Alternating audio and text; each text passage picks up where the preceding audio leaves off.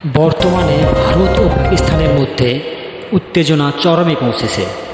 বিশেষ করে 22 এপ্রিল 2025-এ জম্মু কাশ্মীরের পাহালগামে সন্ত্রাসী হামলায় 26 জন ভারতীয় পর্যটক নিহত হওয়ার পর ভারত এই হামলার জন্য পাকিস্তান ভিত্তিক জঙ্গিদের দায়ী করেছে। যদিও পাকিস্তান এই অভিযোগ অস্বীকার করেছে এবং নিরপেক্ষ তদন্তের আহ্বান জানিয়েছে।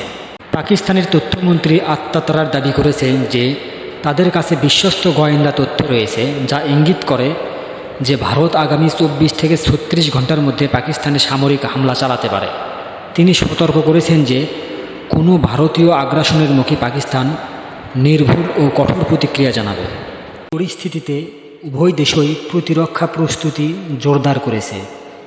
ভারত সিন্ধু পানি চুক্তি স্থগিত করেছে এবং পাকিস্তান ভারতীয় বিমান সংস্থাগুলোর জন্য আকাশ সীমা বন্ধ করে দিয়েছে। সীমান্তে ছোট অস্ত্রের গুলি বিনিময় বৃদ্ধি পেয়েছে, যা যুদ্ধের সম্ভাবনাকে বৃদ্ধি করতেছে।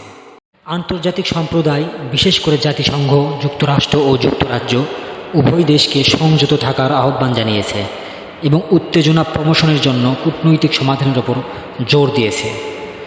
বর্তমানে ভারত সরকার আনুষ্ঠানিকভাবে কোনো সামরিক পদক্ষেপের ঘোষণা দেয়নি, তবে প্রতিরক্ষামন্ত্রী রাজনাথ সিং বলেছেন, যদি প্রয়োজন হয় আমরা পাকিস্তানে ঢুকে সন্ত্রাসীদের বিরুদ্ধে ব্যবস্থা নেব।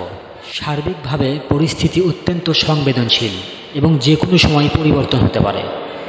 ভারত পাকিস্তান সম্পর্কের সাম্প্রতিক উত্তেজনা বিশেষভাবে উদ্বেগজনক।